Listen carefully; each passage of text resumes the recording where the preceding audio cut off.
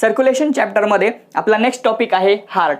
Heart is an important pumping organ of the body which is necessary for the circulation of blood. Heart is located inside the thoracic cavity in an empty space. That empty space is known as mediastinum. Heart thoracic cavity मध्ये जे empty space मध्ये present असतं त्या स्पेसला आपण mediastinum असं म्हणतो. त्यानंतर हार्टचा origin बघूया. Heart is develop from mesoderm. So तुम्हाला सगळ्यांना जर्म लेयर्स माहितीच असतील. त्यामध्ये एंडोडम, एक्टोडम आणि मेसोडम हे 3 जर्म लेयर्स असतात. त्यापैकी जो मेसोडम आहे त्यापासून आपला हार्ट हे डेव्हलप होतं. हार्टचे बेसिक डायमेन्शन स्टडी करूया. Heart is 12 centimetre in length and 9 centimetre in breath. त्यानंतर हार्टचं जे काही वेट आहे it is approximately ranging from 250 gram to 300. त्यानंतर heart look like as a fist of our hand which is having broad base while narrow apex. आपलं heart हे हाताच्या मुठीप्रमाणे दिसत असतं, ज्यामध्ये त्याचा बेस हा ब्रॉड असतो तर अपेक्स हा मात्र नॅरो असतो. त्यानंतर heart is located inside A double layered peritoneum. That structure is known as pericardium. Pericardium हे डबल लेयर्ड असलेलं पेरिटोनियम आहे की ज्याच्या आतमध्ये आपलं हार्ट हे लोकेट केलेलं असतं. Pericardium consists of 2 layers. The outer one is called as fibrous pericardium, which is made up of inelastic fibrous connective tissue, while the inner layer is called as serous pericardium. Now this serous pericardium again further made up of 2 layers. The outer one called as parietal layer, while the inner one is called as visceral or epicardium. Epicardium is the common wall of heart wall and pericardium. Epicardium हा common wall आहे कारण तो heart wall मध्ये पण present असतो आणि तो पेरिकार्डियमचा पण एक स्ट्रक्चर आहे.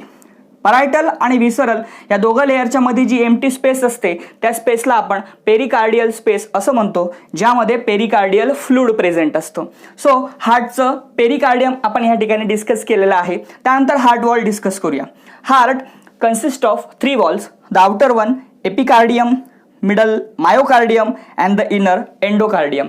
The outer layer, that is epicardium, is consist of single layer of flat epithelial cells known as mesothelium, while the endocardium is consist of single layer of flat epithelial cell which is known as endothelium. So epicardium हा mesothelium पासून बनलेला असतो तर endocardium हा endothelium पासून बनलेला असतो. त्यानंतर जो मिडल लेयर आहे that is myocardium. This is an important layer because it is responsible for the contraction that is systole and relaxation that is diastole of the heart. हार्टचं जे काही कॉन्ट्रॅक्शन आणि रिलॅक्सेशन होतं ते होण्यासाठी हा जो काही मायोकार्डियम हार्ट वॉल आहे that is responsible. So mainly responsible असतो. यानंतर आपण हार्टचं external and internal structure discuss करणार आहोत. MST-CT साठी जे इम्पॉर्टंट पॉईंट्स आहेत तेच पॉईंट्स फक्त मी या डायग्राममध्ये हायलाईट केलेले आहेत आणि तेच तुम्हाला रिवाइज करायचे आहेत.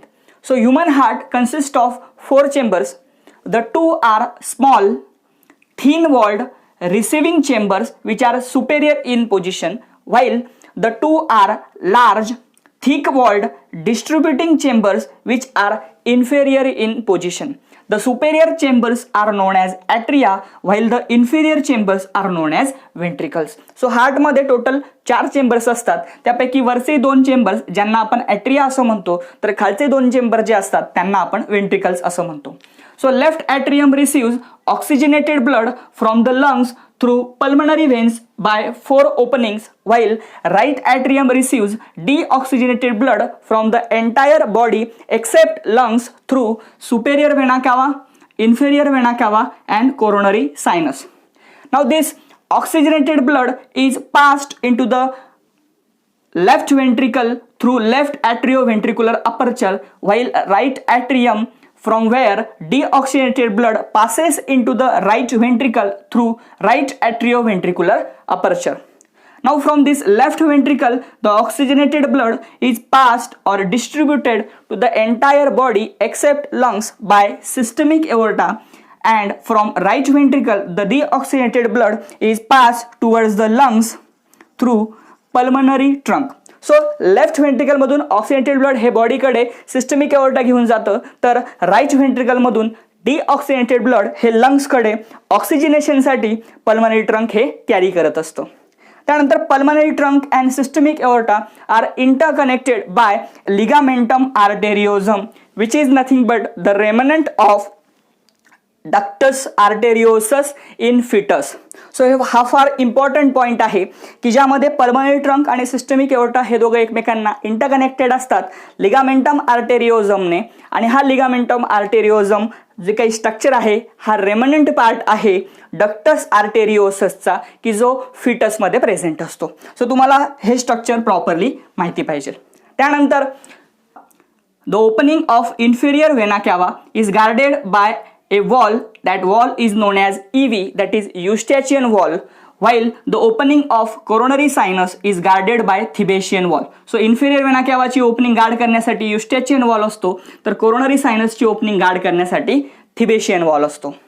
त्यानंतर in the right side of the inter atrial septum, so दोन ॲट्रियाला जो सेपरेट करणारा स्ट्रक्चर असतं ज्याला आपण इंटर ॲट्रियल सेप्टम म्हणतो, त्याच्या राईट साईडला एक छोटंसं ओव्हल डिप्रेशन असतं which is known as fossa ovalis, which is the remnant of foramen ovale in the foetus. So फिटसमध्ये फोरामेन ओव्हॅली नावाचं जे काही स्ट्रक्चर असतं त्याचा हा रिमेनिंग पार्ट आहे की ज्यामुळे त्या ठिकाणी एक छोटंसं ओव्हल डिप्रेशन क्रिएट होत असतं, त्याला आपण FO दॅट इज फोसा ओव्हॅलिस असं म्हणत असतो.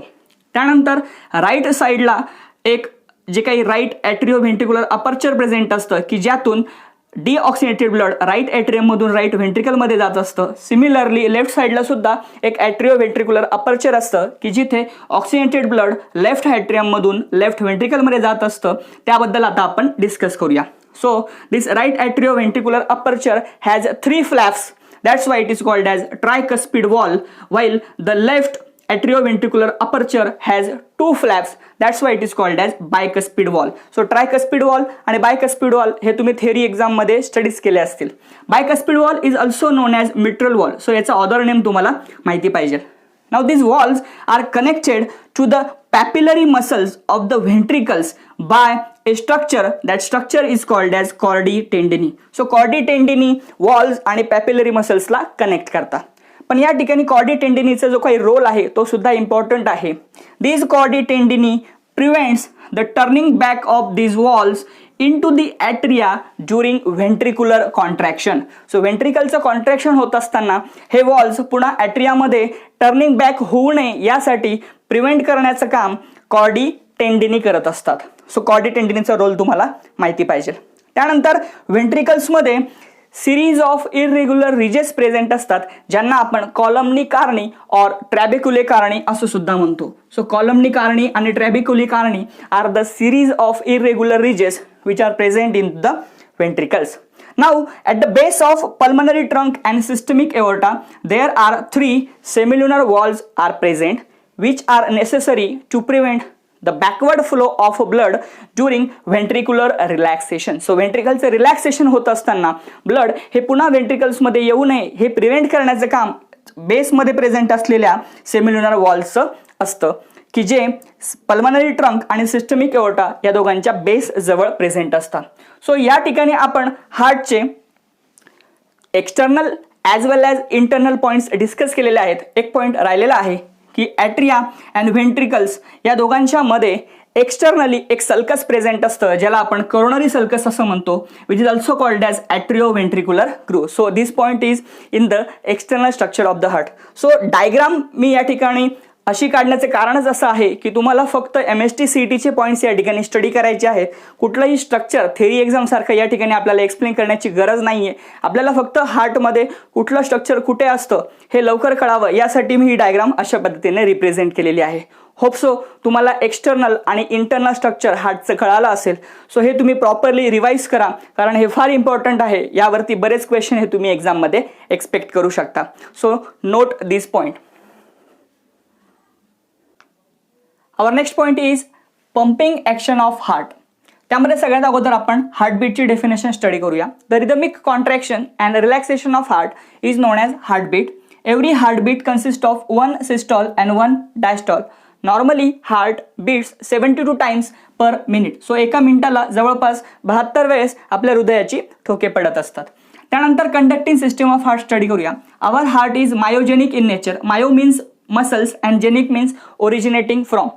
त्यानंतर ही जी काही कंडक्टिंग सिस्टीम आहे त्यामध्ये टोटल 4 एलिमेंट्स असतात. The first one is sinoatrial node which is located near the opening of superior vena cava. The second one is atrioventricular node, which is located near the opening of coronary sinus. The third one is bundle of His, which is located inside the interventricular septum, a part which separates two ventricle. And the fourth element is Purkinje fiber, which are penetrate inside the myocardium. So हे 4 elements conducting system मध्ये येतात. त्यानंतर sinoatrial node, यालाच आपण pacemaker असं सुद्धा म्हणतो, because it has power of generation of wave of contraction. So हार्टमध्ये कॉन्ट्रॅक्शन होण्यासाठी जी वेव नेसेसरी असते ती जनरेट करण्याचं काम हे सायनोएट्रियल नोड करतो, म्हणून त्याला आपण पेसमेकर असं सुद्धा म्हणतो. So through different internodal pathway ही जी काही वेव आहे ही वेव सायनोएट्रियल नोडकडून मग एव्ही नोडकडे आणि मग बंडल ऑफ हिज आणि फायनली जाऊन पर्किंजे फायबर्स ही ती वेव मायोकार्डियमला जाऊन रिसीव्ह करत असतो किंवा पाठवत असतो, की ज्यामुळे मायोकार्डियमचं कॉन्ट्रॅक्शन हे आपल्याला बघायला मिळतं आणि मग ब्लड हे पूर्ण बॉडीकडे सर्क्युलेट केलं जातं. त्यासाठी कंडक्टिंग सिस्टीम ही फार इम्पॉर्टंट आहे. सो यामध्ये दिलेले पॉईंट्स तुम्ही प्रॉपरली लर्न करा. The next point is cardiac cycle. The definition of cardiac cycle is that the event which are associated with one heartbeat is known as cardiac cycle. So हे heartbeat होत असताना जे काही events हार्टमध्ये होत असतात त्या सर्व इव्हेंट्सला आपण कार्डियक सायकल म्हणतो.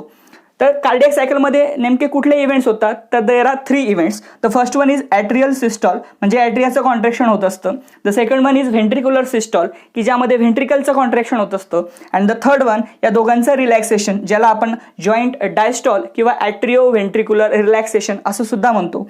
कार्डियक सायकलचा टायमिंग हा 0.8 सेकंद असतो. त्याचं डिवायडेशन हे ॲट्रियल सिस्टॉल 0.1 सेकंद, व्हेंट्रिक्युलर सिस्टॉल 0.3 सेकंद, वेल जॉईंट डायस्टॉल 0.4 सेकंद. सो तुम्ही या ठिकाणी जर बघितलं तर रिलॅक्सेशनसाठी हार्ट जवळपास 0.4 सेकंद घेतो, म्हणजे सगळ्यात जास्त टाइम हा रिलॅक्सेशनसाठी इथे डिनोट केलेला आहे. त्यामुळे heart never fatigue. So heart muscles या कधी लवकर थकत नाही. त्याचं कारणच ते आहे, कारण की हार्ट रिलॅक्सेशनसाठी जास्त टाइम घेतो कॉन्ट्रॅक्शनपेक्षा. सो कार्डियक सायकलमध्ये एक्झॅक्टली किती एलिमेंट्स आहेत किंवा त्याचं डिवायडेशन कसं आहे हे तुम्हाला प्रॉपर माहिती पाहिजे, आणि प्रत्येक फेजला किती टाइम लागतो ते टाइम ड्युरेशन सुद्धा तुम्हाला प्रॉपरली लर्न करायचं आहे. ॲट्रियल सिस्टॉलमध्ये लेफ्ट ॲट्रियममधून लेफ्ट व्हेंट्रिकलमध्ये ऑक्सिनेटेड ब्लड जातं, तर राईट ॲट्रियममधून राईट व्हेंट्रिकलमध्ये डिऑक्सिनेटेड ब्लड, जे ऑलरेडी आपण डिस्कस केलेलं आहे. तर व्हेंट्रिक्युलर सिस्टॉलमध्ये लेफ्ट व्हेंट्रिकलकडून ऑक्सिनेटेड ब्लड हे पूर्ण बॉडीकडे जात असतं, तर राईट व्हेंट्रिकलमधून डिऑक्सिनेटेड ब्लड हे लंग्सकडे ऑक्सिजनेशनसाठी जात असतं. त्यानंतर joint डायस्टॉलमध्ये right atrium receives the deoxygenated blood from the entire body while the left atrium receives oxygenated blood from the lungs. So कुठल्या फेजमध्ये कुठला इव्हेंट होतो आहे हे तुम्हाला प्रॉपरली या ठिकाणी लर्न करायचं आहे. त्यासाठी तुम्ही टेक्स्टबुकमधून हे सर्व पॉईंट्स पुन्हा एकदा रिवाइज करायचे आहेत. त्यानंतर नेक्स्ट पॉईंट आहे रेग्युलेशन ऑफ कार्डियक ॲक्टिव्हिटी. हा फार इम्पॉर्टंट पॉईंट आहे. आपला जो काही हार्ट आहे त्याच्या सर्व ॲक्टिव्हिटीज या ऑटो रेग्युलेटेड असतात, म्हणजेच सेल्फ रेग्युलेटेड असतात. स्वतःहून त्या सगळ्या कंट्रोल केल्या जातात, ज्याला आपण ऑटोनॉमिक नर्वस सिस्टीम तुम्ही जर स्टडी केली असेल तर त्यामध्ये सर्व ॲक्टिव्हिटीज या सेल्फ रेग्युलेटेड असतात. So our heart is comes under the autonomic nervous system and the cardiovascular central CVC, that is cardiovascular central. So आपल्या हार्टच्या ज्या काही सर्व ॲक्टिव्हिटीज असतात या सर्व ॲक्टिव्हिटीज कंट्रोल करण्यासाठी आपल्या ब्रेनमध्ये असलेला मेडुला ऑब्लॉंगटा रिस्पॉन्सिबल असतो. सो सगळ्यात अगोदर तुम्हाला cardiovascular centre is located in the medulla oblongata हे माहिती पाहिजे. त्यानंतर sinoatrial node, that is located near the opening of superior vena cava in the right atrium of a heart which receives the sympathetic nervous system SNS. So sinoatrial node हा 2 nerve impulses receive करत असतो. एक nerve impulse sympathetic nervous सिस्टीमकडून येत असते, तर दुसरा nerve impulse हा पॅरासिम्पथॅटिक नर्वस सिस्टीमकडून येत असतं. सो SNS म्हणजे सिम्पथॅटिक नर्वस सिस्टीम आणि PNS म्हणजे पॅरासिम्पथॅटिक नर्वस सिस्टीम, हे दोघंही ऑटोनॉमिक नर्वस सिस्टीमचेच पार्ट आहेत. सो या दोघांकडून नर्व सप्लाय हा सायनोएट्रियल नोडला येत असतो. If synoatrial node receives the nerve supply from sympathetic nervous system, then it releases a chemical called adrenaline, while if it relieves the nerve supply from PNS, so it releases one chemical called acetylcholine. So adrenaline आणि acetylcholine हे chemicals आहेत ज्यांनाच आपण neurotransmitter असं सुद्धा म्हणतो. Adrenaline is responsible for the increase in heartbeat, while acetylcholine is responsible for the decrease in the heartbeat. किंवा heart activity increase करण्यासाठी adrenaline responsible असतो, तर डिक्रीज करण्यासाठी acetylcholine रिस्पॉन्सिबल असतो. सो हे न्यूरोट्रान्समीटर तुम्हाला प्रॉपरली लर्न करायचे आहे अलॉंग विथ देअर फंक्शन्स. त्यानंतर नेक्स्ट पॉईंट आहे sinus ॲरिथमिया. You know very well, during inspiration the heartbeat increases and during expiration the heartbeat goes on decreasing. So इन्स्पिरेशनच्या वेळेस heartbeat वाढतात तर एक्सपायरेशनच्या वेळेस हार्टबीट कमी होतात. हा जो काही फेनॉमेनॉन आहे यालाच आपण सायनस ॲरिथमिया असं म्हणतो. सो हे तुम्हाला टेक्स्टबुकमध्ये बोल्ड वर्डमध्ये दिलेलं आहे, ते प्रॉपरली लर्न करायचं आहे. त्यानंतर थेरी एक्झाममध्ये तुम्ही आर्टरीज आणि वेन्स यांचा डिफरन्स प्रिपेअर केला असेल तर तुम्हाला परत एकदा प्रिपेअर करायचा आहे. So arteries carry oxygenated blood while veins carry deoxygenated blood. यामध्ये एक्सेप्शन आहे पल्मनरी आर्टरी की ज्या डिऑक्सिनेटेड ब्लड सप्लाय करतात, तर यामध्ये एक्सेप्शन आहे पल्मनरी वेन्स की ज्या ऑक्सिनेटेड ब्लड सप्लाय करतात. सो कुठल्या थिक वॉल्ड आहेत, कुठल्या थिन वॉल्ड आहेत, कोणामध्ये वॉल्स प्रेझेंट आहेत, कोणामध्ये नाही आहेत, हा बेसिक डिफरन्स तुम्हाला पुन्हा एकदा टेक्स्टबुकमधून रीड करायचा आहे. त्यानंतर नेक्स्ट पॉईंट आहे pulmonary circulation and systemic circulation. Pulmonary circulation means the circulation between heart and lungs and the systemic circulation means the circulation between heart and entire body. जे already आपण internal आणि external स्ट्रक्चरमध्ये study केलेलं आहे ते पुन्हा एकदा रिवाइज करायचं आहे. त्यानंतर नेक्स्ट डेफिनेशन आहे stroke volume. The amount of blood which is pumped during every heartbeat. So प्रत्येक हार्टबीटमध्ये जे काही ब्लड हार्टमधून बाहेर पडत असतं त्यालाच आपण स्ट्रोक व्हॉल्यूम असं म्हणत असतो आणि त्याची व्हॅल्यू ही 70 ml असते. त्यानंतर cardiac output the total amount of blood which is pumped out during every minute. So प्रत्येक मिनिटाला म्हणजे 72 हार्टबीट्समध्ये किती ब्लड बॉडीच्या हार्टच्या बाहेर पडतं त्या टोटल व्हॉल्यूमला आपण कार्डियाक आउटपुट असं म्हणत असतो. पुन्हा एकदा या दोघं डेफिनेशन्स रिपीट करूया. The amount of blood which is pumped out during every heartbeat is known as stroke volume, while the amount of blood which is pumped out during 72 beats or per minute. So एका मिनिटामध्ये किती blood बाहेर pump out केलं जातं हार्टमधून त्याला आपण त्या total व्हॉल्यूमला आपण कार्डियाक आउटपुट असं म्हणत असतो. ते कॅल्क्युलेट करण्याची सिंपल मेथड आहे. जर एका हार्टबीटमध्ये 70 ml जात असेल तर 72 हार्टबीट्समध्ये त्याला आपण 70 ने मल्टिप्लाय केला असता it comes around 5040 ml which is nothing but the approximately 5 liters of blood. So cardiac आउटपुटची व्हॅल्यू ही 5040 ml, ज्यालाच आपण अप्रॉक्सिमेटली 5 लिटर असं सुद्धा म्हणू शकतो. त्यानंतर पुढच्या दोन डेफिनेशन ज्या तुम्हाला लर्न करायच्या आहे त्यामध्ये आहे टॅकिकार्डिया आणि bradycardia. So tachycardia means higher heart rates while bradycardia means lower heart rate. So टॅकिकार्डियामध्ये heart rate goes up to 100 beats per minute while in bradycardia it goes usually up to 60 beats per minute. So heart rate जर कमी झाला त्याला आपण ब्रॅडिकार्डिया असं म्हणतो आणि जर हार्ट रेट इन्क्रीज झाला तर त्याला आपण टॅकिकार्डिया असं म्हणतो. त्याच्या व्हॅल्यूज प्रॉपरली लर्न करा. नेक्स्ट टॉपिक आहे pulse. What is pulse? It is a pressure wave which is generated inside the arteries during ventricular systole or contraction. So वेंट्रिकलचं कॉन्ट्रॅक्शन होत असताना आपल्या आर्टरीजमध्ये जी काही प्रेशर वेव्ह जनरेट होते त्या प्रेशर वेव्हला आपण पल्स असं म्हणतो. ती फील करण्यासाठी फिजिशियन्स नॉर्मली रॅडियल आर्टरीची हेल्प घेतात. सो रॅडियल आर्टरीमध्ये आपण पल्स सेन्स करू शकतो. पल्स रेट हा हायर असतो फिमेल्समध्ये, चिल्ड्रन्समध्ये आणि स्टँडिंग पोझिशनला, तर तो लोअर असतो मेल्समध्ये, त्यानंतर अडल्ट्समध्ये आणि लाईंग पोझिशनमध्ये. मी उभा आहे त्यामुळे माझा पल्स रेट हा हायर असणार आहे आणि तुम्ही हा व्हिडिओ बघत असताना जर बसलेले असाल तर तुमचा पल्स रेट हा कमी असणार आहे. सो पल्स रेट कोणामध्ये जास्त असतो आणि कोणामध्ये कमी असतो हे सुद्धा तुम्हाला प्रॉपरली माहिती पाहिजे. सो या ठिकाणी आपण हार्टचे खूप सारे इम्पॉर्टंट पॉईंट स्टडी केलेले आहेत. हे तुम्ही नोट करून घ्या आणि प्रॉपरली तुम्हाला ते रिवाइज करायचे आहे. यानंतरचे पॉईंट आता आपण नेक्स्ट पार्टमध्ये बघूया.